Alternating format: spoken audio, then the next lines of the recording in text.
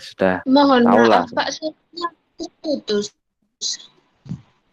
Suaranya hilang kah?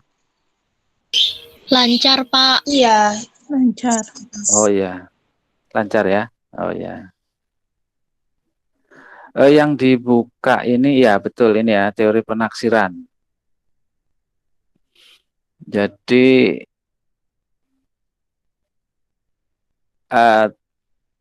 di dalam teori penaksiran itu ibaratkan kita mau menaksir atau menduga sebuah hasil yang kita harapkan, di mana hasil itu bisa berupa penaksiran titik atau dugaan titik, di mana titik itu kalau diistilahkan nilainya dia sendiri, atau taksiran atau dugaan interval, ada jarak gitu ya, ada jarak di dalam bagan diagram normal itu kan kalau kita buat Z, kita tarik garis lurus ke atas, kemudian di bawahnya kita tulis Z, kemudian dari Z ke apa? Ke garis 0 di tengah itu yang membagi dua diagram menjadi dua, diagram distribusi normal menjadi dua itu kita arsir gitu kan. Pada saat kita kemarin belajar bagaimana kita mencoba mendapatkan sebuah besaran luasan dalam distribusi normal itu. Nah, yang sering dipakai di dalam penaksiran itu kaitannya dengan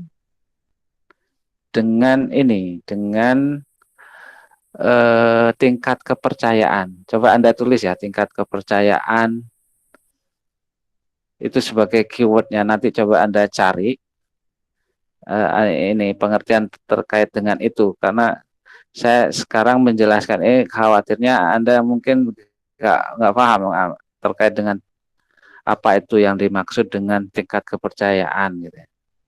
Nah, di tingkat kepercayaan itu sebenarnya kita menduga bahwa 100% yang kita lakukan, penelitian yang kita lakukan dalam 100% itu, misalnya tingkat kepercayaannya 95%, berarti yang kita percaya dari penelitian kita yang 100% ini, yang dalam melakukan penelitian itu kita hanya percayai 95% tingkat keberhasilannya.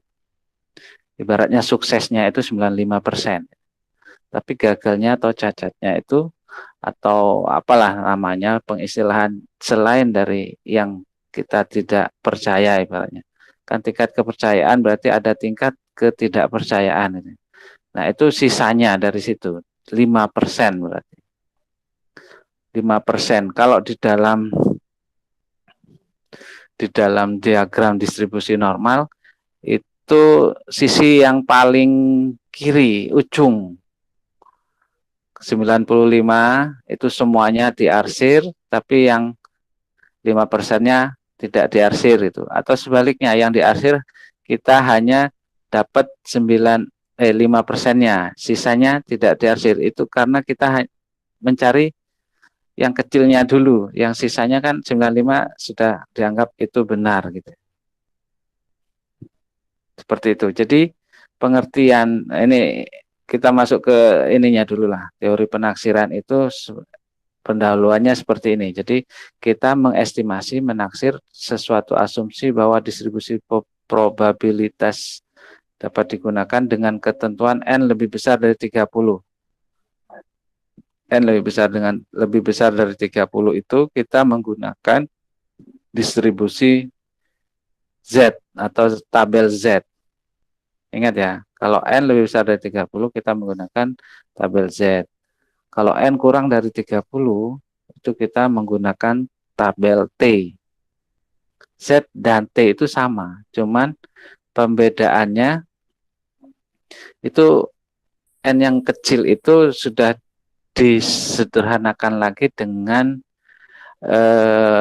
besaran-besaran yang bantuannya lebih dari tidak hanya sekedar 5%, kemudian 99% dan seterusnya.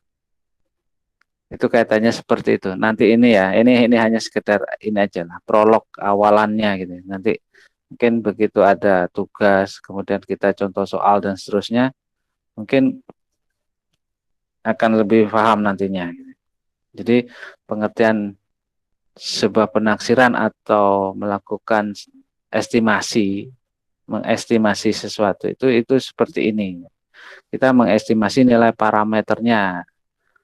Parameter itu kan populasi ya, seperti yang di statistik 1 sudah kita jelaskan bahwa parameter itu adalah indikator dari populasi. Kalau statistik itu adalah indikator dari sampel gitu ya. Nah, kita ini ingin mengukur apakah parameter itu dari hasil populasi itu sesuai dengan sampelnya gitu. Jadi sampel itu apakah merepresentasi populasi itu nanti akhirnya ke sana gitu. Mengeneralisasi sesuatu yang kita ingin simpulkan, mengeneralisasi yang kita teliti gitu. Nah, nanti itu garis besarnya ke arah sana. Sehingga ini kan kenapa saya bilang bahwa di dalam teori pengujian hipotesis itu digunakan nanti untuk apapun terkait dengan statistik induktif ya, terkait dengan statistik inferensia yang kaitannya dengan bagaimana kita menyimpulkan data dari hasil sampling yang kita dapatkan itu, kemudian kita olah menggunakan alat statistik tertentu dan hasil olahan itu kita simpulkan gitu. Apakah dia signifikan ataukah tidak gitu. Nah, itu. Jadi kalau ada kata-kata signifikansi, signifikan atau kesimpulan diterima, nah itu arahnya seperti ini. Ini nanti Anda tidak akan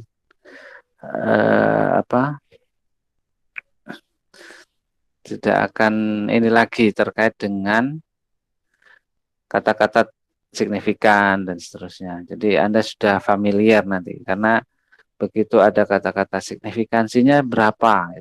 Nah, itu sudah mengarah ke seperti ini. Jadi kita melakukan pengujian terkait dengan penelitian kita, kemudian kita simpulkan apakah hasil penelitian itu bisa diterima gitu ya. Bisa diterima atau tidak. Seperti itu. Jadi digeser ke bawah, Mbak. Penaksiran rata-rata. Nah, ini. Jadi kecenderungannya kan sebagian besar sebuah data itu nilai sentralnya itu kan ada 3, rata-rata, modus, dan median. Modus median itu terkait dengan standar deviasi, bagaimana dia sebaran dari data itu. Tapi kalau rata-rata ya kita lihatnya yang sering kali atau yang menjadi pedoman umum. Jadi rata-rata kan rata-rata digunakan sebagai acuan dasar terkait dengan nilai pemusatan itu, memusat di nilai berapa gitu kan. Kemudian sebarannya itu adalah standar deviasinya atau deviasi standar atau standar baku gitu. Seperti itu, atau S gitu, atau sigma kalau populasi. Jadi itu ya. Nah, yang kemarin kita kerjakan terkait dengan ini itu di mana nilai Z gitu kan, Z sama dengan X min X bar per sigma gitu kan. Nah, kalau kita sederhanakan untuk mencari X itu gimana akhirnya? X-nya. X sama dengan apa? X sama dengan X bar plus minus Z kali sigma. Benar nggak? Akhirnya seperti ini gitu. Coba Anda tulis Z sama dengan X min X bar per sigma atau S gitu. Boleh ditulis sigma, boleh ditulis S. Nah, kemudian X-nya, X sendiri ya. X bukan X bar ya. Kalau X bar itu kan rata-rata. X-nya. Untuk mencari X, itu gimana caranya? Z sudah diketahui, sigma sudah diketahui, X bar sudah diketahui. Maka X itu diperoleh dengan cara bagaimana? X sama dengan X bar plus Z kali sigma. Ya, benar ya? Ini enggak saya tulis di sini. Kalau di papan tulis tuh enak ya. Kebetulan ini aja yang saya tampilkan karena langsung gitu ya. Cara mencari X di dalam Z sama dengan X min X bar dibagi sigma. Dibagi S ya kalau X bar ya. Atau X untuk mencari X di dalam Z sama dengan X min mu per sigma berarti kalau ada mu. Tapi kalau apa kalau pakai X bar berarti X di dalam untuk mencari di dalam Z sama dengan X min X bar per sigma S sama per S. Mohon maaf, Pak. Bisa tahu ya? Tulis dulu Pak, mohon maaf. ya. Bisa diulangi lagi nggak? Yang mana? Bagian yang mana? Tadi suaranya terputus ya? Iya, Pak. Tadi jaringannya agak jelek. Oh ya, yang mana? Yang bagian mana? Mungkin dari awal. Dari awal. Itu tapi di Google Meet ada whiteboard, Pak. Jadi mungkin kalau mau coret-coret bisa di whiteboardnya Google Meet ini ada. Oh iya ta, di mana? Aduh, Ada, saya Pak. kok bisa ya? Tahu ada ya? Saya kok ya? Gaptek ini. Saya harus belajar sama Putri atau Rofi atau Devi. Ini ya apa? Cara nyoret-nyoret deh. Apa yang ini yang dipencet?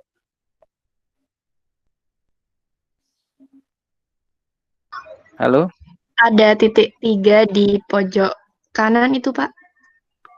Di saya kok enggak ya, sebentar. Saya bukan pakai laptop loh ya.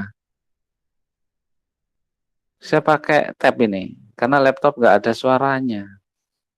Suaranya hilang. Bentar. Titik 3. Ini udah.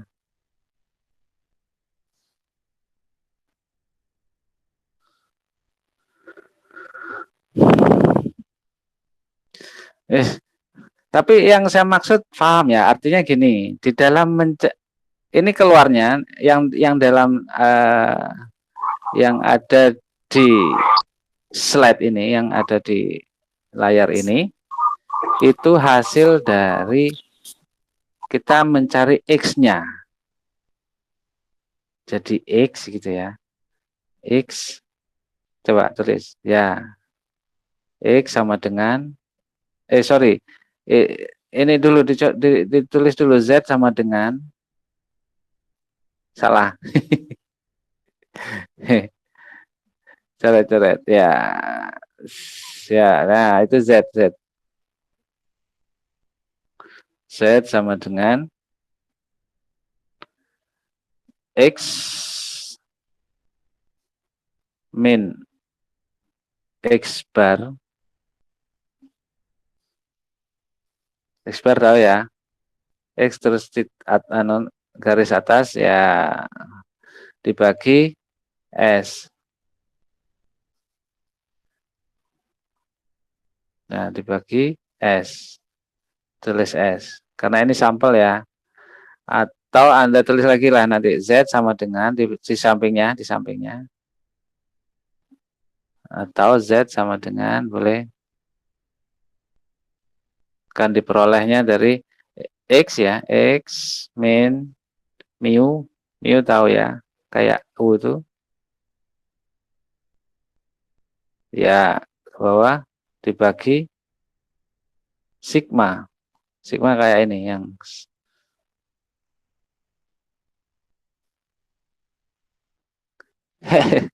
kebalik, ya nggak apa ya yang ini ya, ya boleh anggap sigma lah, boleh nggak apa.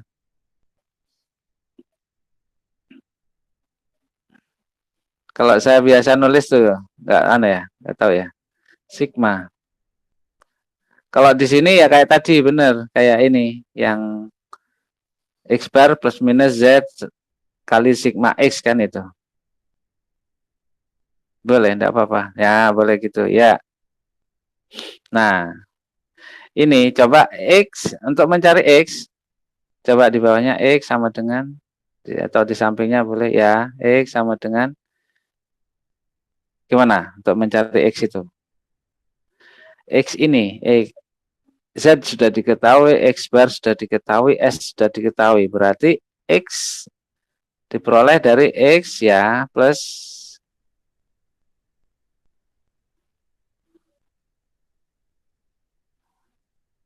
gimana? Z kali S kan? Bener nggak? Z kali S. Kalau yang ini, kalau yang sebelahnya ya Z kali sigma gitu aja. Enggak usah ditulis aja. Sigma biarkan. Kita pakai S aja ya. Kayak gini kan? X sama dengan X bar plus, itu akhirnya kan plus minus karena di sebelah kiri kan. Ada sebelah kanan, sebelah kiri gitu ya. Jadi X bar plus minus Z kali S. Gitu. Plus minus Z kali S seperti yang di atas itu. X bar plus minus Z kali SX ya, untuk sampel besar. Tapi kalau sampel kecil, Z itu diperoleh dari X bar plus X-nya ya, diperoleh dari X bar plus minus T kali SX bar gitu ya. Yang ke bawah nih. N kurang dari 30.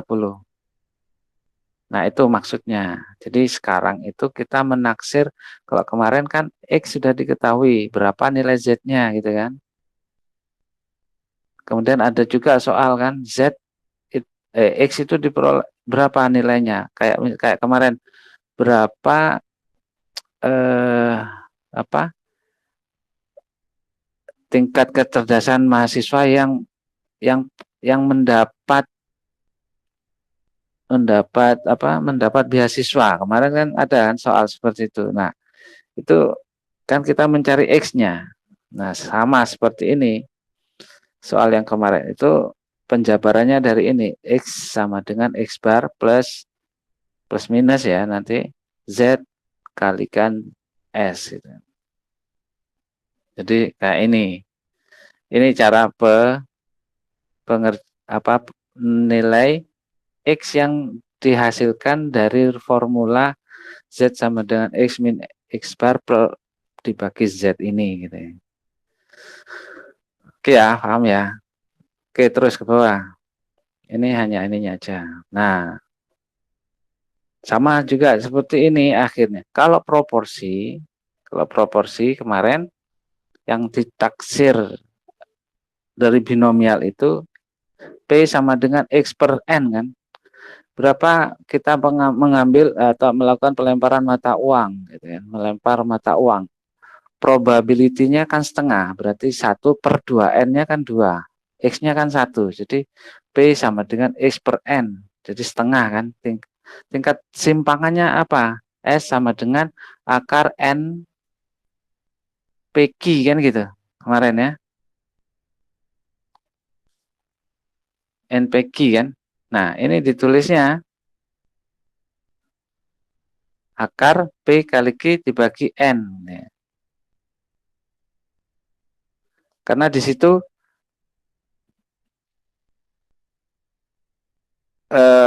kita untuk mendapatkannya seperti ini gitu. Jadi rumusan yang NPK itu sigma itu kan kemarin kita untuk standar deviasi secara umum dari hasil distribusi binomial gitu kan. Nah, sekarang kita masuk ke proporsi populasi di mana S-nya standar baku dari proporsinya itu adalah akar P 1 min P. 1 min P itu kan Q dibagi N.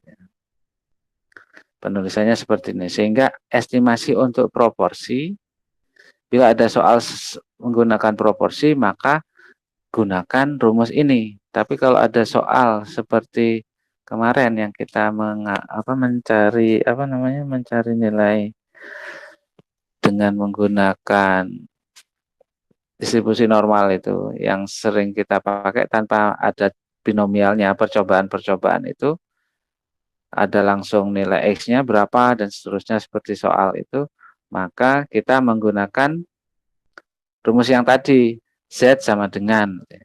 Tapi kalau proporsi pakai ini, proporsi itu artinya ada penyebut, ada pembilang gitu ya. Ada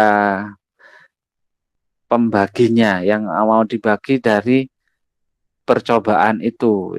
Itu nanti kita coba dengan menggunakan formula lah. Ini kita akan hanya pengertian dari kapan kita menggunakan penaksiran proporsi ya. Penaksiran proporsi itu kita gunakan apabila ada sebuah percobaan di mana percobaan itu ada nilai rasionya. Jadi yang awalannya misalnya 100%, di situ disebutkannya hanya 60% misalnya. Kayak misalnya tingkat probabilitas akan hujan 60%. Berarti kan di situ tidak terkait dengan nilai yang 100%. Padahal di dalam distribusi itu seluruh grafik diagram itu harus 100%. Nah, itu makanya kenapa kita menggunakan proporsi. Ya, supaya kita paham ini, nanti kita coba latihan soal. Jadi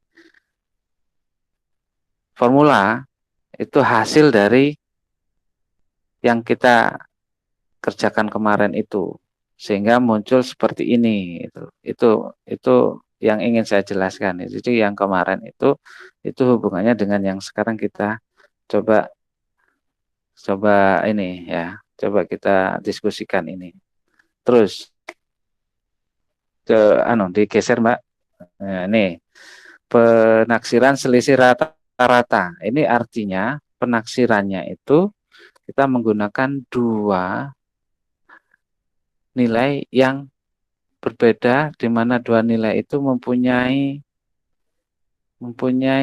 kumpulan data sendiri, gitu ya. Mempunyai nilainya dia sendiri. Gitu.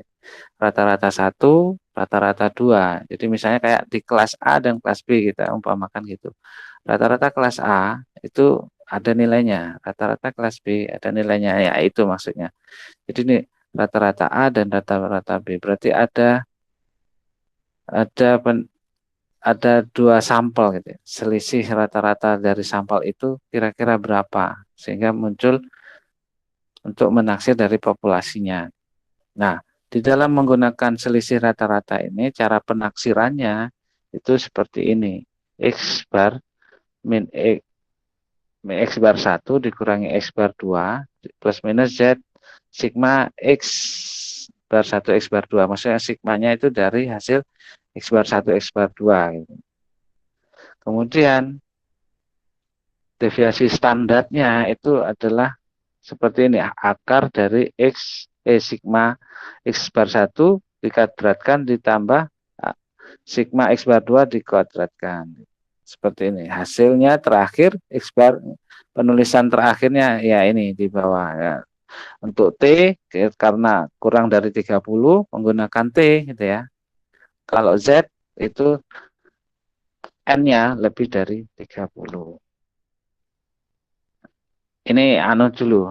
apa jadi pemahaman dasar dulu. Nanti baru begitu kita aplikasikan di dalam contoh soal, ini baru kelihatan. Oh, ini toh anunya apa? Aplikasi dari rumus itu gitu. Itu maksud saya. Oke, lanjut. Ini ini dulu ya. Terus di bawahnya apa lagi? Kalau proporsi sama. Kalau tadi kan kalau penulisan dari apa? Dari rata-rata gitu. Kalau ada rata-rata dan standar deviasi yang biasa tanpa ada bentuk rasionya itu atau proporsi gitu ya. Itu menggunakan X bar min X bar 1 min X bar 2 gitu. Tapi kalau proporsi berarti ya proporsi 1, rata-rata proporsi 1 dibagi ya dikurangi rata-rata proporsi 2. Proporsi rata-rata itu maksudnya X min N kan gitu. X1 dibagi N1 kalau untuk rata-rata proporsi 1. Kalau rata-rata proporsi 2, X2 dibagi N2 kan gitu.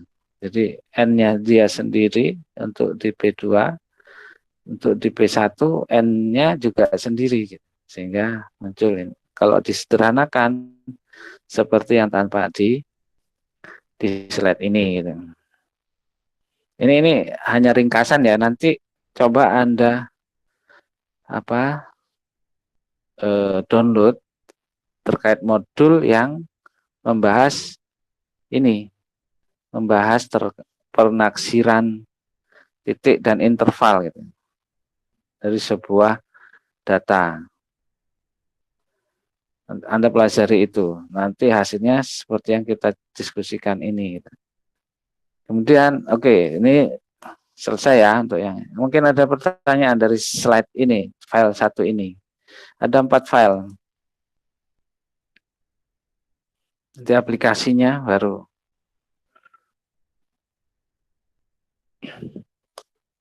Belum ya?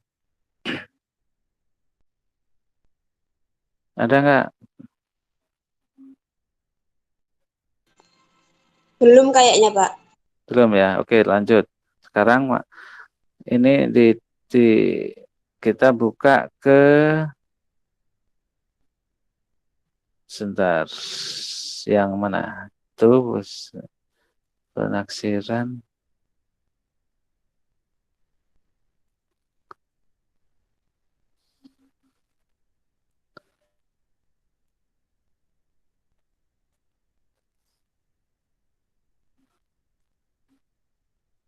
Ini saya jadikan satu ya, 2 materi yang apa? Yang memang ini saling berkait gitu ya. Jadi penaksiran titik interval sama uji hipotesis. Uji hipotesis itu kaitannya dengan kita untuk sebuah data dari nanti kita bandingkan dengan tabel dan seterusnya gitu. Nah, sekarang kita coba buka sebentar. Yang mana dulu ini ya?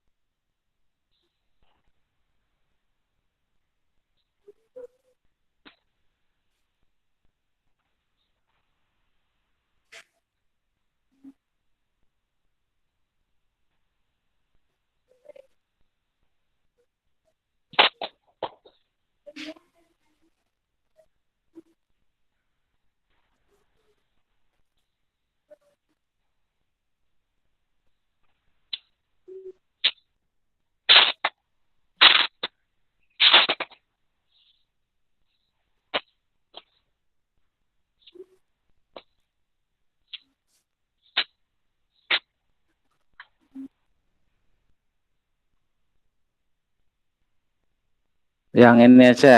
Oke, ya betul yang ini perumusan dan uji hipotesis. Ya, Kita coba diskusi ini ya. Oke. Ya, betul, turunkan. Hipotesis itu ini. Jadi hipotesis itu adalah pernyataan yang masih lemah tingkat kebenarannya sehingga masih harus diuji. Nah, ada lagi. Hipotesis dirumuskan berdasarkan teori, dugaan, pengalaman pribadi, kesan umum, kesimpulan yang masih sangat sementara. Gitu. Hipotesis adalah jawaban teoretik atau deduktif dan bersifat sementara.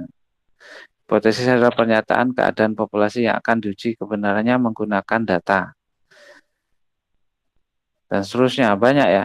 Jadi artinya adalah hipotesis itu kalau diartikan secara sempit adalah kesimpulan sementara. Gitu. Karena kesimpulan itu sifatnya sementara, berarti kan harus difinalkan itu dugaan kita atau kesimpulan kita yang sementara itu supaya menjadi final. Berarti apa yang harus dilakukan? Kalau penelitian berarti penelitiannya itu data yang kita dapatkan dari penelitian itu kita olah menggunakan alat-alat statistik. Begitu hasil olahan itu kita dapatkan nilainya, maka kita bandingkan dengan tabel. Apakah masuk di dalam kriteria yang diterima ataukah tidak. Nah, kalau sudah diterima berarti dia signifikan. Artinya hipotesis itu sudah bersifat final. Karena sudah diuji kebenarannya. Kalau awal kan kita hanya menduga bahwa sesuatu hal seperti ini gitu. Nah, cara memfinalkannya ya kita dapatkan datanya. Rata-ratanya berapa, simpangan deviasi, simpangan standarnya berapa atau simpangan bakunya itu berapa atau deviasi standarnya itu berapa, maka diperoleh nilainya gitu. Itu maksudnya dari hipotesis itu. Jadi hipotesis itu karena bersifat sementara, kesimpulan kita menyimpulkan sifatnya sementara dan kita belum yakin kebenarannya, maka untuk meyakinkan kebenaran itu kita memerlukan data realnya, data yang sebenarnya. Kemudian kita olah data itu menggunakan rumus normal yang distandarkan tadi, baik itu berupa yang awalannya berupa rata-ratakah atau yang awalannya berupa proporsi. Nah, kalau sudah tahu hal seperti itu, maka kita dapatkan apakah nilai yang kita uji tadi menggunakan Z hitung, ya karena Z itu kan harus dihitung tadi, kita bandingkan dengan tabel, maka apakah ini diterima atau tidak, nah, itu baru kita masuk ke bagan atau diagram yang kita buat. Itu yang harus kita lakukan. Itu maksudnya dari hipotesis itu. Jadi langkah-langkah di dalam pengujian hipotesis itu yang pertama kita menentukan dulu hipotesis nulnya dan hipotesis alternatifnya. Seperti itu. Jadi nanti itu ya. Ya ini. Kemudian berikutnya di slide ini. Jadi rumusan hipotesis sebenarnya sudah dapat dibaca dari uraian masalah, tujuan penelitian, kajian teoretik, dan kerangka pikir, sehingga rumusannya harus jalan.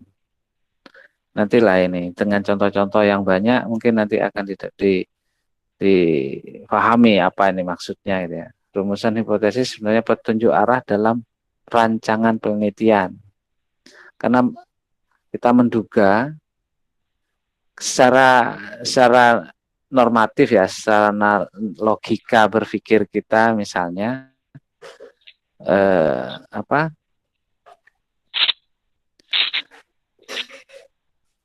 akan, kalau kita belajar giat pasti hasilnya IPK bagus. Nah, logika yang belum diuji itu itu kita coba teliti apakah benar logika yang berlaku secara umum itu berlaku di kelas B ini misalnya, di kelas B. Maka salah satu mahasiswa mencoba meneliti itu, kemudian melihat data-data IPK dari semester 1 sampai semester terakhirnya gitu ya. Kemudian dihitung seluruhnya. Nah, hasil hitungan itu ternyata begitu kita hitung ternyata benar sesuai yang kita duga sebelumnya, bahwa IPK itu tinggi diperoleh dari kita belajar giat yang kita lakukan. Nah, itu maksudnya. Jadi kita menyimpulkan sesuatu yang sifatnya sementara, tapi hasilnya yang kesimpulan sementara ini coba kita buktikan itu apakah benar kesimpulan tadi dengan menggunakan data empirisnya, data hasil yang ada di kelas B itu tadi. Itu maksudnya. Jadi bagaimana kita merumuskan sehingga hasilnya nanti kita coba untuk menyimpulkan. Terus ya, ke bawah, Mbak. Perumusan hipotesis. Nah, ini dinyatakan sebagai kalimat pernyataan melibatkan minimal 2 variabel penelitian, mengandung suatu prediksi, harus dapat diuji, harus ada datanya untuk dapat diuji itu. Kalau hanya sekedar ngomong misalnya itu dan tanpa data, itu berarti pernyataan itu masih diragukan gitu. Kalau sudah kita menghipotesiskan kemudian ada data, nah berarti kan data itu berbicara atas hipotesis itu tadi, apakah kesimpulan kita itu dibenarkan ataukah sebaliknya gitu.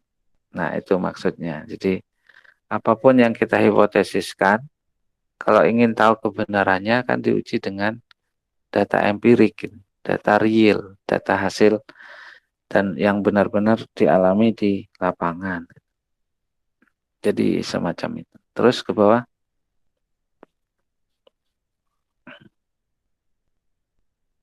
Ini pengertian-pengertian saja ya. Tidak perlu tapi nanti pada akhirnya Anda akan paham sendiri terkait dengan pengertian-pengertian ini. Nah, yang kita ingin coba jelaskan di sini. Di halaman 8, Mbak. Ini kan halaman 7. 8 ya, ini. Nah, ini hipotesis ini. Nah, ini contohnya ya. Contohnya. Jadi kita beranggapan bahwa metode pembelajaran A lebih unggul daripada metode pembelajaran B. Tidak tahu A itu apa ya, pokoknya itu sebuah metode. Metode yang diuji kebenarannya di kelas misalnya dengan melakukan dua metode ini, A dan B. Gitu. Metode A coba diajarkan di kelas yang sama. Misalnya kelas B ini ya. Atau kelas apa nih? Kelas statistik jam 7 gitu ya. Yang jam 7 mulainya. Itu kita gunakan metode A. Hasilnya seperti apa gitu ya. Kemudian besoknya dengan objek yang sama, dengan materi yang sama, kita menggunakan metode pembelajaran B. Kemudian dicoba apakah hasilnya metode pembelajaran A itu lebih unggul dari metode pembelajaran B. Nah, dari hasil-hasil nilai, tentu nilai tentu untuk mengetahui indikator apakah metode pembelajaran A lebih unggul kan harus ada sebuah nilai yang dihitung gitu. Indikatornya apa? Ya, berarti indikatornya kan capaian dari hasil mengerjakan atas pembelajaran A tadi seperti apa? Dilihat datanya, kemudian capaian pembelajaran B kita lihat juga datanya seperti apa. Nah, di dalam melakukan pengujian hipotesis ini, itu sudah dijelaskan di awal atau sudah dihipoteskan di awal bahwa A itu lebih unggul dari B. Maka di dalam membuat pengujian hipotesis yang pertama itu adalah kita dapatkan dulu apakah ini uji satu pihak atau uji satu sisi kah atau uji dua sisi. Metode pembelajaran A lebih unggul dari B itu kan berarti A lebih unggul, dia lebih baik dari B. Karena lebih baik dari B, maka ini dianggap pengujian satu sisi. Kalau di dalam hipotesisnya disebutkan metode pembelajaran A sama seperti metode pembelajaran B. Berarti karena sama, dia ada di dua sisi, sisi kiri dan sisi kanan. Dan penulisannya berbeda dengan penulisan atau pembuatan diagram distribusi normal ini, gitu ya. Distribusi normal yang ada di sini. Jadi penulisannya ada dua sisi lagi. Sebelah kiri itu kita buat garis sama seperti yang ada di gambar ini. Ini kan alfa. Kemudian yang sebelah kiri itu kita buat garis kalau dua sisi ya, kita buat garis dan di situ dituliskan min alfa.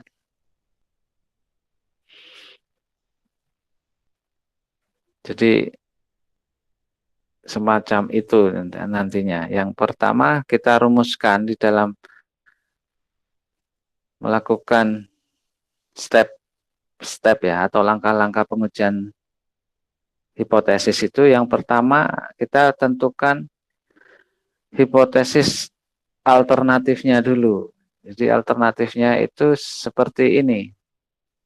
Jadi karena kita menghipotesiskan pelajaran A lebih unggul dari B, maka penulisannya adalah ini theta ya. Theta A lebih besar dari theta B. Di H ya. Kalau H itu yang di A ini. Yang di A, alternatif ini. Jadi H itu hipotesis nol namanya. Yang di A itu hipotesis alternatif. Nah, ya yang itu. Jadi yang kita buat hipotesisnya itu tulis di hipotesis yang A ini, ya alternatif namanya, hipotesis alternatif atau H1. Kalau di buku kadang ditulis H1, HA gitu ya. Kalau H sendiri ditulis H saja atau H0 yang di atasnya itu. Jadi HA atau A, H1 atau 1 itu adalah kesimpulan kita yang kita uji kebenarannya. Makanya kenapa ditulis theta lebih besar theta 0, itu maksudnya theta A lebih besar dari theta B. Yang ini ya, yang ada yang yang di garis ini, yang dibuat kotak ini. Jadi kalau ada pertanyaan di dalam kalimat matematik itu yang berbentuk kalimat matematik, Anda coba cek yang berupa pertanyaan, disitulah yang kita jadikan sebagai hipotesis alternatifnya. Contohnya banyak ya sebenarnya. Coba kita ini dulu. Jadi penulisannya sama seperti ini. Diagramnya ini. Jadi karena dia satu sisi, maka yang diarsir itu yang yang paling kecil ini, yang daerah kritis ini, daerah penolakan. Itu namanya ini yang kita arsir. Ya, di situ. Dilingkari aja. Ya, ya itu yang kita arsir di situ ya. Ini yang daerah penolakannya.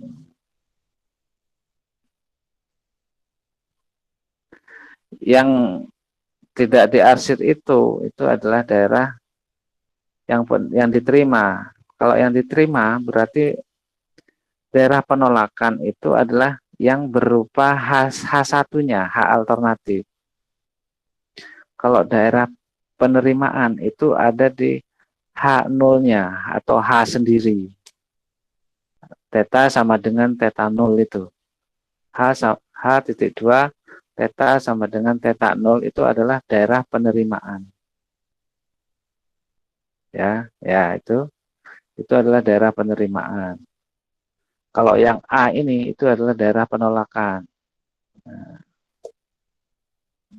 ya, siap. Ya, ini yang A. Iya, daerah kritis. Oke, boleh. Ya, daerah penolakan kan daerah kritis. Jadi ini yang nanti kita cek alfanya, daerah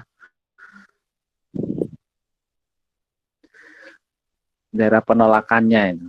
Nah, kita harapannya nanti jawabannya itu ada di daerah kritis. Jadi kalau di daerah kritis hasil yang kita peroleh, maka dia signifikan. Artinya signifikan, metode pembelajaran A benar-benar lebih unggul dibanding dengan metode pembelajaran B. Itu namanya signifikan.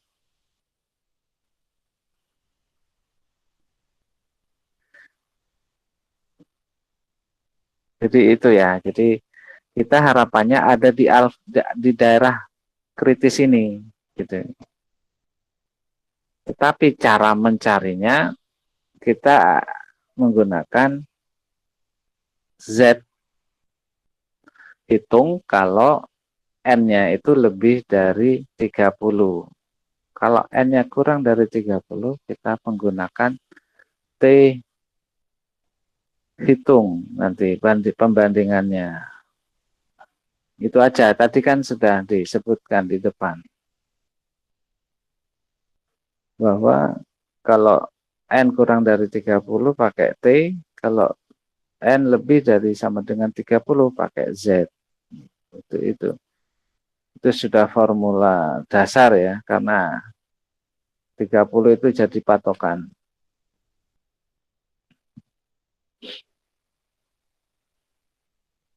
Mungkin masih agak membingungkan ya kalau dia seperti ini, teman. Ini sudah ada sedikit membantu dengan satu ada rekamannya, satu ada yang menulis seperti ini. Jadi nanti mungkin Anda coba buka lagi ini rekaman, pelajari, kemudian cek ke contoh soal-soal. Seperti inikah gitu. Jadi pengujian hipotesis itu yang pertama tentukan hipotesis alternatifnya A ini seperti yang ada ini.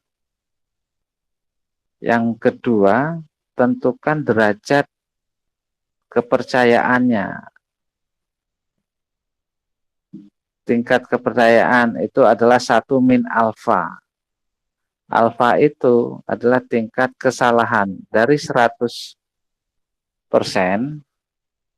yang salah misalnya 5%, itu alfanya. Alfa 5%, coba Anda cek di tabel Z. Tabel Z yang 5% itu ada di Z berapa? Itu maksudnya. Ya, boleh pakai Z, coba cek tabel Z. Kalau mau buka, boleh buka tabel Z.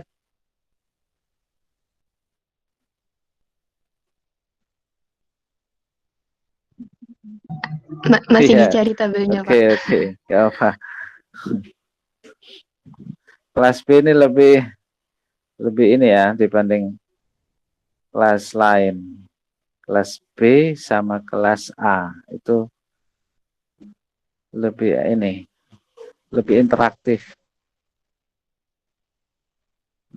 Kelas C, kelas D, wah itu agak nggak tahu saya.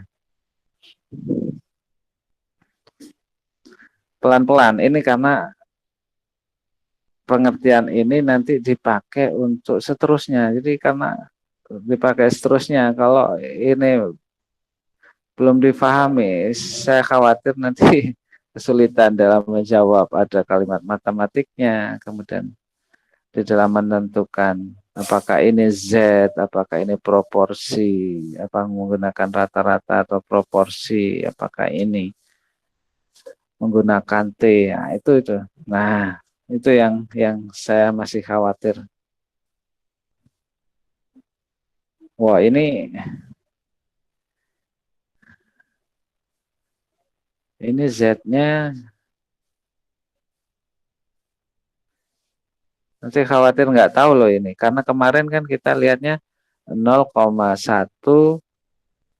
kemudian 0,00 kan gitu. Tapi ini di atas ditulis cuma 1, ditulis 2, ditulis 3, enggak apa ya. Yang lain tahu loh ya. Dengan grafik yang berubah, yang tidak seperti contoh kemarin, tapi kita menggunakan ini, bisa ya. Paham ya? Kalau seperti ini kita bacanya, misalnya coba Anda cari nilai Z 1,36 misalnya. Berarti Anda lihatnya ke bawah 1,3, ke samping 6. Kalau kemarin kan ke bawah 1,3, ke samping 0,06 kan gitu. Nah, sekarang 0,0-nya dibuang. Menjadi 0, 1, 2, 3, 4, 5, 6, sampai 9. Asal tidak bingung nggak apa-apa gitu ya. Ini yang di atas yang sebelah kiri itu sebenarnya kan 0,01, 0,02, 0,03 sampai 0,09. Nah, ya itu. Berarti 1,36 itu Anda lihat di 1,3 ke bawah, ke samping. Itu yang di kolom ada nilai 6-nya di atas itu. Berapa dapatnya? 0,3131 atau 41,31%. Nah, di dalam penelitian, seringkali kan kalau Anda coba baca skripsi atau baca jurnal gitu kan, penelitian ini tingkat kepercayaannya 95% atau alfa 5%. Gitu. Nggak usah bingung, alfa 5% berarti, oh 5% itu kan kesalahannya, berarti 95% kebenarannya dari penelitian itu. Gitu. Jadi nanti kalau misalnya tingkat kepercayaannya ini 90%, oh berarti yang salah hanya 10% dari penelitian itu. Itu aja. Jadi paham ya, 1, alfa, 1 min alfa atau alfa sendiri itu sebenarnya sama, cuman posisi membacanya berbeda. Kalau 1 min alfa artinya 1 dikurangi tingkat kesalahan, misalnya 1 dikurangi tingkat kesalahannya 0,05, berarti kan 95% tingkat kebenarannya atau tingkat kepercayaannya. Jadi, kembali ke tadi, grafik tadi. Grafik saya masih menjelaskan barusan kan, itu tujuannya kita ingin cari Z itu yang 0,05 itu ada di mana? Yang alfanya 0,05 atau tingkat kepercayaannya 95% itu ada di Z mana? Nah, kalau diagram distribusi normal itu kan dibagi dua ya, dibagi dua sama besar, 50%, 50%. Nah, sekarang kita melihatnya diagram itu di dalam grafik ini itu hanya separuh kan, yang minus kan tidak kita hiraukan, kita tidak lihat gitu. Yang jelas minus itu berada di sebelah kiri dari garis nol kan, titik tengah garis tengah yang membagi diagram sama besarnya kan gitu. Nah, sekarang karena 50%, kalau 50% dikurangi 5 itu berarti berapa? 45 ya. Nilai Z yang di dalamnya itu 45%, itu di Z berapa? Coba kita cek. Yang 45 mendekati ya. Kalau bisa 4500 boleh, bagus itu. Tapi kalau enggak, yang mendekati. Nah ya, itu 4495 sama itu lagi. Ya, paham ya? Yang lain, paham kan? Paham, Pak. Berapa nilai Z-nya? 1,64 atau 1,65. Ya, yang sering dipakai itu ada di dalam Anda mau pakai 1,64 boleh, 1,65 boleh, karena sama. Kalau 164 itu kurang 5, ya kan? Kalau 165 kelebihan 5, ya kan?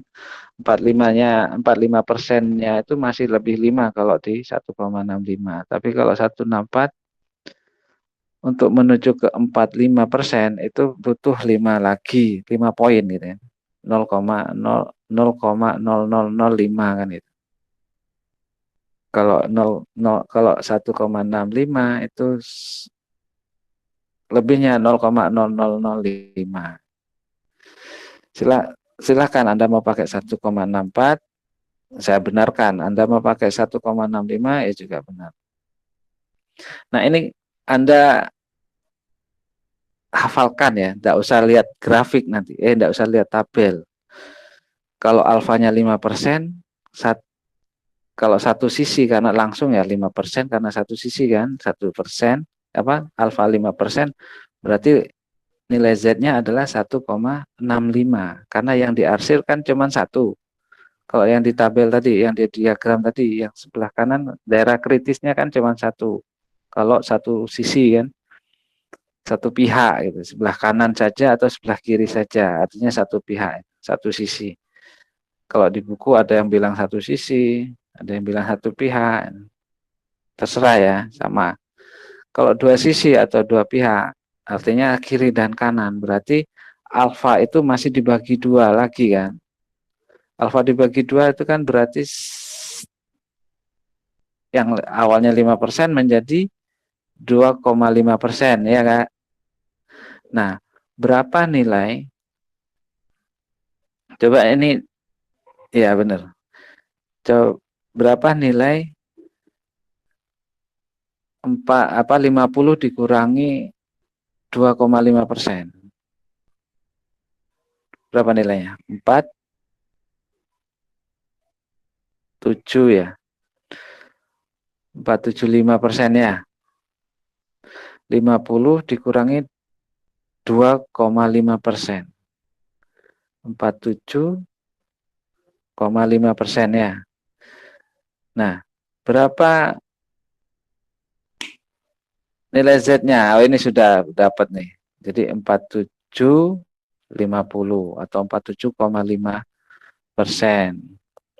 50% dikurangi 2,5% itu kan 47,5%. Ya enggak?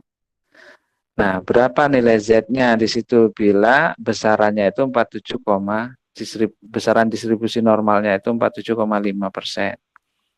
Maka diperoleh nilai Z 1, di arsir Mbak 1,9. Nah itu ya 1,96 sama 1,64 atau 1,65 Anda hafalkan itu ya. Kalau sudah Z menggunakan dua sisi, Anda pakai yang 1,95 96. Karena dua sisi kan, Z-nya 5% dibagi 2, berarti kan 4750 gitu. Pak, maaf. 0,47. Ini 4750 atau 4706 apa gitu? Enggak ya, Pak? Bener ya, Pak? Aku salah Benar soalnya. ini. 4750. Oh iya, Bapak. 4750 kan? Yang diarsir ini loh. Iya. Iya, Pak. Iya, 4750 persis. Jadi tidak ada lebihnya, tidak ada kurangnya ini. Jadi kalau 2,5% ini pas. Jadi alfanya 2,5%, maka nilai Z-nya itu 1,96. Dihafalkan ya. Kalau 2,5% pakai Z 1,96. Kalau 5% Z-nya 1,64 atau 1,65. Biasanya pakai 1,64. Banyak yang pakai 1, pakai itu aja 1,64 ya. Sama 1,95. Kalau 1,95 2,5%, kalau 1,64 5%. Paham ya ke sini?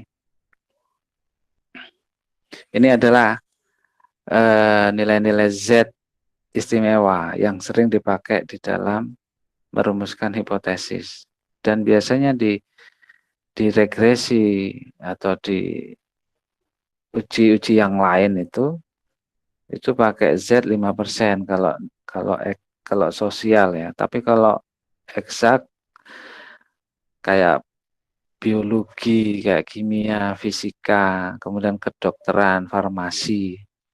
Nah, itu kan penelitian kita kalau bisa tidak ada tingkat kesalahannya kan gitu. Namun kan tidak mungkin sebuah penelitian itu 100% benar. Pasti ada kekeliruannya, ada salahnya. Makanya di dalam penelitian science itu Z-nya biasanya tingkat kesalahannya cuma 1%. Tingkat kesalahannya 1% berarti Anda lihat di 4900. 4900 itu Z-nya berapa? 4900. Nah, itu Z-nya berarti 2, ini sudah dapat nih. 4900. Coba dicek. 4901 sama 4898. Berarti yang 4901 ya lebih 1. Kalau 98 kan kurang 2. Berarti 2,3 atasnya dicek digeser ke atas. Nah, 3. 2,33 itu untuk menjawab alfanya 1%. Tapi ini jarang dipakai di ilmu ekonomi ya. Kalau di biologi, kemudian di pertanian, ilmu tanah itu yang mencari tingkat varietas unggul tanah untuk tanaman apa gitu kan. Itu ya tingkat kesalahannya jangan 5%. Kalau 5% kan berarti dari 100 tanaman 5 tanaman mati kan gitu. Nah, kalau di farmasi misalnya tingkat kesalahan obat ini 5%. Berarti dari 100 orang yang dikasih obat ini 5 orang mati kan gitu. Kalau 1000 berapa? 5%-nya dari 1000. Berarti kan dari 1000 orang dikasih obat ini 50%-nya tidak tertolong alias mati. Kan enggak anu ya. Kalau 1.000.000 berarti 500 yang mati. Nah, sekarang mumpung ingat ya, sekarang kan lagi ada COVID, ada vaksin nih. Nah, vaksin ini kalau bisa tingkat kesalahan atau tingkat kekeliruan vaksin ini itu ya 0,01% atau 0,01% berapa? Ya ini di sini 0 berarti 4999 gitu ya. 4999 berapa? Ya dilihat aja di situ kan. Tapi kita nggak arahnya sana lah. Jadi tingkat kesalahannya yang di kita itu hanya 5%. Berarti dari survei yang kita lakukan terhadap 100 orang, 5 orang menjawab keliru, gitu aja. Kalau 1000 orang, berarti 50 orang keliru menjawabnya. Tingkat kesalahannya seperti itu. Jadi tingkat kepercayaannya ya sebaliknya 95% kalau menggunakan alfa 5%. Jadi alfa ini digunakan terus. Alfa tingkat kesalahan. 1 min alfa tingkat kepercayaan. Kalau saya bilang alfa berapa? Anda langsung ke arah itu ya, tingkat kesalahannya ini. Kalau Pak Heri bilang S-nya berapa? Oh, berarti ini deviasi standar.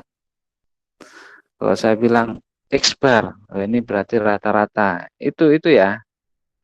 Itu harus jadi pemahaman yang umum. Jadi saya tidak perlu panjang gitu loh menjawab. Tingkat kesalahannya berapa? Saya bilang aja alfanya berapa? Anda sudah langsung tahu ya gitu ya. Ini maksud saya gitu.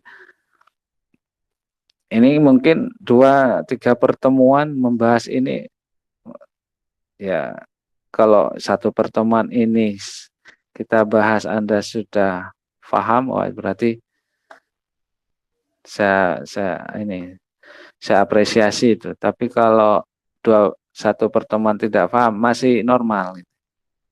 Karena ini butuh belajar giat ini untuk memahami ini. Nanti ya Anda coba, ini hanya menstimulus saja Anda untuk belajar. Anda coba cari. Tapi saya kalau minta menganjurkan itu kadang-kala nggak dikerjakan ya. Makanya nanti mungkin akan saya beri tugas saja. Saya beri tugas kayak gini. Lalu Anda langsung nggak tahu tugasnya itu apakah mencari sendiri, buat sendiri, atau contoh tinggal copas punya teman, itu lain lagi lah. Yang penting saya nggak paham itu, nggak mau menelusur itu, yang penting untuk Anda sendiri sih sebenarnya ke depannya. Oke, kembali lagi. Ini ya, Anda ya. 2 itu tadi 5% sama 2,5%. Ya. Oke. Nah, kembali ke sini. Jadi di dalam penafsiran titik itu kita sebenarnya hanya melihat salah satu dari langkah-langkah pengujian hipotesis, yaitu langkah yang ketiga. Jadi pengujian hipotesis itu ada 5 langkah. Yang pertama, boleh mau ditulis atau boleh di situ sih sebenarnya, atau Anda tulis sendiri ya. Jadi yang pertama itu nggak usah ditulis, tidak apa. Yang pertama, menentukan hipotesis nolnya. Jadi hipotesis nol itu ini, H dan A ini. H0, H alternatif. Jadi H1 itu sama dengan H0 sama dengan H ini gitu. Penulisannya itu ya.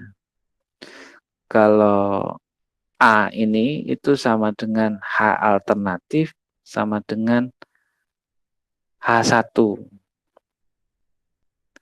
Jadi kalau di buku ditulis H1 itu hipotesis alternatif namanya. Hipotesis yang kita duga. Itu alternatifnya. Jadi pertanyaan di dalam kalimat matematik itu adalah yang kita duga, yang ditaruhnya di hipotesis nol, hipotesis alternatif. Jadi pengujian hipotesis itu ada 5 langkah. Pertama, menentukan hipotesis nolnya. Jadi kayak ini, H dan A. Yang kedua, menentukan tingkat kepercayaannya. 1 min alfa, jadi tingkat kepercayaannya 95%. Misalnya. Atau sebaliknya, tingkat kesalahan alfanya. Jadi nomor 1 itu hipotesis nolnya, nomor 2 tingkat kepercayaan atau tingkat kesalahan, boleh salah satu. Nomor 3 itu adalah statistik ujinya. Nomor 3 itu statistik uji terkait dengan penaksiran titik atau interval tadi. Jadi statistik ujinya. Statistik ujinya itu apa? Kalau pakai Z, berarti statistik ujinya Z. Gitu maksudnya. Kalau N-nya lebih besar dari 30. Kalau N-nya kurang dari 30, statistik ujinya apa? Statistik uji T. Karena nanti dibandingkan dengan tabel T. Jadi menyesuaikannya. Jadi statistik uji itu nomor 3. Jadi menentukan statistik uji nomor 3. Entah itu pakai Z, pakai T, pakai proporsi, atau pakai uji beda 2 rata-rata, uji beda 2 proporsi. Dengan N lebih besar dari 30, apakah N kurang dari 30. Gitu. Kemudian berikutnya, bandingkan statistik uji tadi dengan statistik tabelnya. Kalau statistik ujinya Z, maka tabelnya Z. Statistik ujinya T, maka tabelnya T. Statistik ujinya chi-square, maka tabelnya chi-square. Itu nanti ya. Misalnya statistik ujinya F, maka tabelnya F. Jadi seperti itu. Jadi statistik tabel menyesuaikan dengan statistik ujinya. Jadi tabel statistiknya itu mengikuti statistik ujinya atau pengujian statistiknya. Pengujian statistiknya itu yang kita cari, kemudian bandingkan dengan tabelnya. Paham ya? Kemudian yang terakhir, bandingkan statistik tabel tadi dengan statistik uji. Jika statistik uji lebih besar dari statistik tabel, maka dia signifikan. Bila mana statistik tabel kurang dari statistik ujinya, maka dia tidak signifikan. Ya, gitu ya. Ini agak ruwet ya. Mudah-mudahan Anda membayangkannya, kalau nggak ketemu ya kayak gini, tidak bisa tulis yang ini. Tapi tolong disimak itu benar-benar. Di dalam pengujian hipotesis itu ada 5 langkah. Pertama, menentukan hipotesis nol. Kedua, menentukan tingkat kepercayaan atau tingkat kesalahannya, alfanya atau 1 min alfa. Kedua, statistik ujinya, berapa nilainya atau pengujian statistiknya itu dari soal. Kemudian yang keempat, membandingkan statistik uji dengan tabelnya, berapa nilainya, apakah lebih besar, apakah lebih kecil. Kemudian yang kelima itu sebenarnya menyimpulkan statistik tabel apakah lebih besar dari statistik uji? Statistik tabel apa lebih kecil dari statistik uji? Jika statistik uji lebih besar dari statistik tabel, maka dia signifikan. Kesimpulannya itu signifikan. Signifikan itu artinya apa? Berarti benar metode A lebih besar, lebih unggul dari metode B. Itu namanya signifikan. Sesuai dengan hipotesis alternatifnya. A-nya. Bukan hanya. Jadi kan hipotesis 0 itu kan yang pertama hipotesis yang H ini, yang berikutnya hipotesis alternatif kan gitu. Jadi kita membacanya kalau dia signifikan berarti dia tolak H0. H0 namanya. H0 itu ya theta sama dengan theta 0 ini loh. Berarti kalau tolak H0 kita bacanya kan HA, H alternatif ini. H alternatif apa? Theta lebih besar dari theta 0 kan? Atau kalau dibuat kalimatnya, theta itu adalah metode pembelajaran A lebih besar dari metode pembelajaran B. Kesimpulan dari sini, jika signifikan, maka hipotesis 0, hipotesis alternatif yang dibaca. Hipotesis alternatif itu isinya adalah metode pembelajaran A lebih unggul daripada metode pembelajaran B. Itu.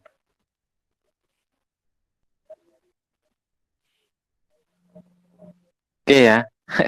Tuh, terus coba turun. Nah, yang turun ini ini kebalikannya tadi. Jadi aduh, sebentar ya, ada telepon ya. Bentar ya.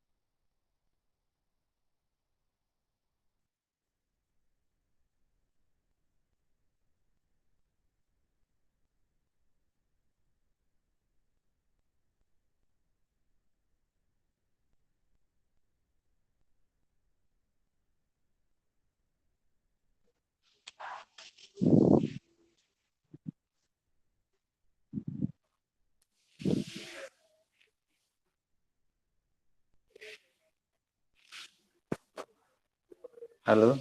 Ya. Itu ya. Saya teruskan ya. Masih ini suaranya? Iya, Pak. Masih. Nah, sekarang berikutnya ini misalnya ada contoh lagi nih. Jadi ini tertulis di sini ada soal kalimat matematik begitu, kemudian hal alternatifnya, hipotesis alternatifnya adalah seperti ini. Dengan sistem injeksi, penggunaan bahan bakar lebih irit daripada sistem biasa. Ya, gitu ya. Lebih irit itu diartikan dia berarti kan penggunaannya sedikit. Kalau lebih sedikit itu dia ada di sebelah kiri gitu ya. Jadi kecil dibanding sistem biasa kan gitu. Jadi theta itu adalah sistem injeksi, theta nolnya sistem biasa. Sehingga penulisan H0 hipotesis nolnya itu adalah seperti yang ada ini, H sama dengan theta sama dengan theta 0. Itu artinya theta itu sistem injeksi sama dengan sistem biasa. Artinya penggunaan sistem injeksi itu bahan bakarnya sama saja, tidak lebih irit. Gitu. Itu di H. Kebalikan dari A, karena A itu adalah sistem injeksi lebih kecil, artinya lebih irit dibanding sistem biasa. Penggunaan bahan bakarnya kan lebih sedikit. Kalau lebih sedikit kan lebih kecil sama dengan lebih kecil di theta 0 gitu kan. Nah, ini cara perumusan hipotesisnya. Jadi yang pertama itu perumusan hipotesis, kita tentukan rumusan hipotesisnya kan. Hipotesis nolnya apa, hipotesis alternatifnya apa. Nah, statement yang ada di pertanyaan itu atau pernyataan yang ada di kalimat matematik itu sebagai H alternatif atau sebagai A-nya gitu. Hanya apa di situ? Sistem injeksi penggunaan bahan bakarnya lebih irit daripada sistem biasa. Berarti dia lebih sedikit. Karena lebih sedikit ditulisnya dalam notasi ya, notasi matematik, theta lebih kecil dari theta 0 gitu. Theta itu mewakili sistem injeksi. Theta biasa theta itu mewakili sistem injeksi, theta 0 itu mewakili sistem biasa. Artinya kalau ditulis secara secara notasi matematiknya, theta lebih kecil dari theta 0. Kalau dalam kalimat bahasa Indonesianya, berarti sistem injeksi bahan bakarnya lebih irit dari sistem biasa.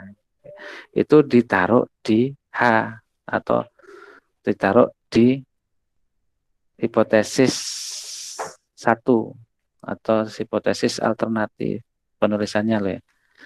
Nah, gambarnya apa? Di sebelah kiri gitu. Nggak masalah kan sebelah kiri, kita cuman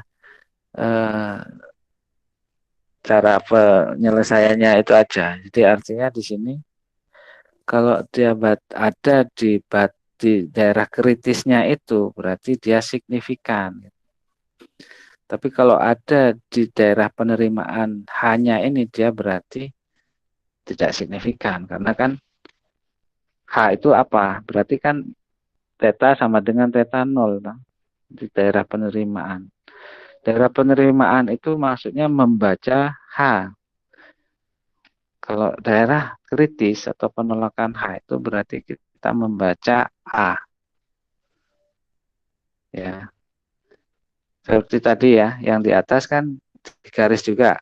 A itu masuk daerah kritis gitu kan. Nah, ya boleh sip. Ya, ini A itu daerah kritis, ini ditulis H. Hanya ini H benar, tulis H ini. Daerah penerimaan itu H. Ya. Ya, gitu. A ini diarsir ya, diarsir di A itu ya, seperti itulah biasanya. Nah, cara pencarinya berarti di 1,64 tadi kan, 1,64 di tabel itu. Nantilah kalau alfanya berapa kan tinggal alfanya aja kan. Tergantung alfanya. Kalau alfanya 2,5 ya berarti 196. Kalau alfanya 1% berarti 2,33 kan gitu. Jadi 3 alfa itu diingat-ingat aja. Yang sering diingat 2 ya. Yang 5% sama 2,5%. 1,6 sama 1,64 sama 1,96. Ini diarsir semua ya sampai garis A itu kalau mau diarsir. Ya, terus sampai garis A. Nah, ya gitu. Ini Sip, gitu.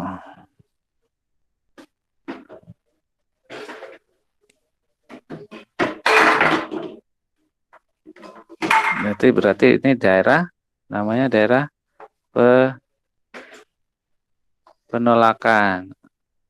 H, tapi hanya yang ditolak, berarti kan A yang diterima. Gitu. Anda boleh membaca H0 ditolak atau H alternatif diterima, salah satu lah. Dua-duanya bisa dibaca. Sudah mau habis nih ya, hanya bahas ini ya. Tapi dari sisi ini sudah mulai ada gambaran lah. Sekarang saya kasih anu aja. Nah, ini contoh saja. Artinya apa yang saya bilang ini Anda lebih perdalam dengan cari soal-soal terkait dengan ini, terkait dengan pengujian hipotesis ya. Saya minta nanti dibuat apa? Dibuat kelompok lah. 2 orang apa 3 orang. Jadi di kelompok itu mencari sebanyak-banyaknya soal-soal dan jawabannya. Walaupun soalnya itu berbahasa Inggris, tidak apa, cari aja. Anda coba tulis ulang soal itu, kemudian ini ya dikumpulkan. Ada yang bagian nyari, ada yang bagian nulis, ya sama-sama lah. Jadi nulisnya itu diseragamkan nanti supaya begitu digabung 3 atau 4 orang itu, sehingga soalnya itu nanti dan pengerjaannya cepat gitu. Jadi dari cepatnya itu kemudian akan ini bisa diperoleh gambarannya. Nah, dari kelompok itu nanti misalnya ada 10 kelompok ya di kelas ini atau lebih, karena maksimal 4 orang ya dalam satu kelompok saya minta itu. Kemudian dari hasil kelompok tadi saya gabungkan jadi satu, kemudian nanti hasilnya saya kirim gitu. Maksudnya saya kasihkan ke kelas ini lagi supaya menjadi soal-soal untuk memahami materi ini gitu. Jadi contoh-contoh soal yang sudah didapatkan itu nanti diserahkan kembali ke kelas ini juga gitu, supaya menjadi materi belajar bersama. Jadi tugasnya itu ya, nanti minggu depan hasil tugas itu kita coba munculkan di sini beberapa contoh soal supaya nanti kita bahas bersama. Kenapa kok jawabannya ini? Kadang-kala kan masih belum paham ya. Yang penting kamu cari aja sebanyak-banyaknya contoh plus jawabannya. Tidak perlu Anda pahami dulu, tapi yang penting Anda cari dulu. Nanti kita bahas bersama. Kalau misalnya Anda belum paham, ya nanti kita diskusi di situ. Ya. Dari ini mungkin ada apa yang ditanyakan atau yang perlu disepakati mungkin dari tugas.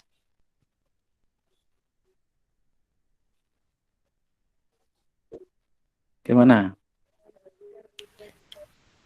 Bapak, Ya, silakan. untuk kelompoknya itu milih sendiri apa dipilihkan dari Bapak?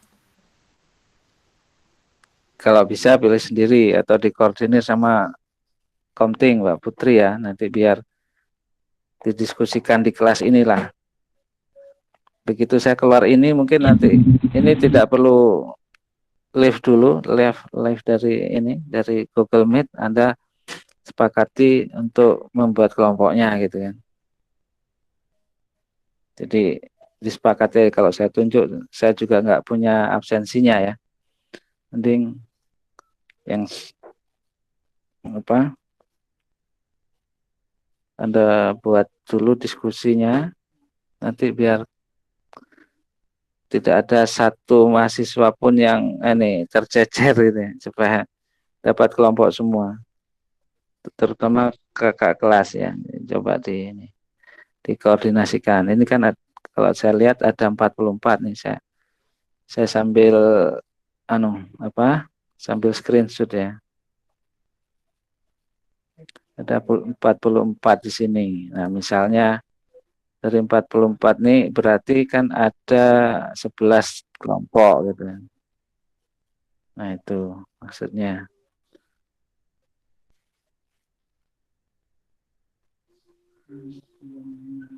Itu ya. Ada lagi mungkin lain? Saya ingin bertanya tadi, apakah kelompok ini terdiri dari 3 sampai 4 orang? Ya, kalau bisa 4 sih, karena ini kan banyak ya. 44 lebih ini, sekarang ini yang muncul 44. 3 boleh, 4 boleh. Tapi kalau 3, ya tetap jangan sampai ada mahasiswa yang tidak dapat kelompok itu maksudnya. Ya nanti didiskusikan juga di grup statistik ya, WA. Biar saya tahu kelompok-kelompoknya gitu. Ya gitu ya. Jadi Anda tugas kelompok ini mencari sebanyak mungkin soal-soal yang ada jawabannya.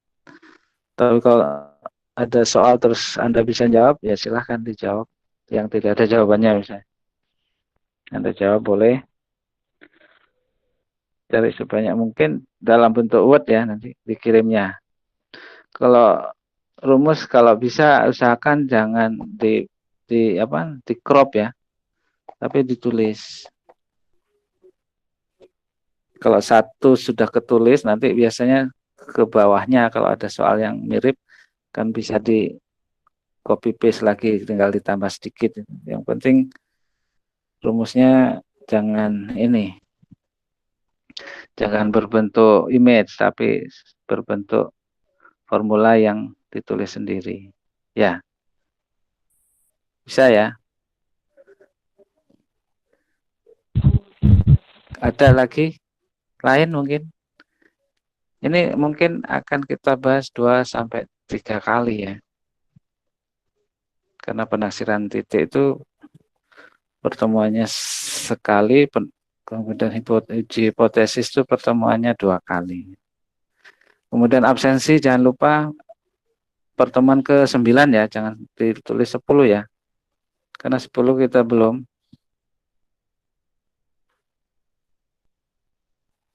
Ya, seperti itu ya. Iya, Pak. Absensi jangan menulis pertemuan ke-10 tapi 9. Nanti pertemuan 9-nya kita sepakati dulu. Oke, saya kira itu. Kalau nggak ada, apa ada lagi? Terima kasih ya ke Mbak Putri sama Mbak Rofik ya, Mbak Ovi ya, yang sudah sangat membantu ini dari sisi share presentasinya. Ada nulis-nulisnya juga.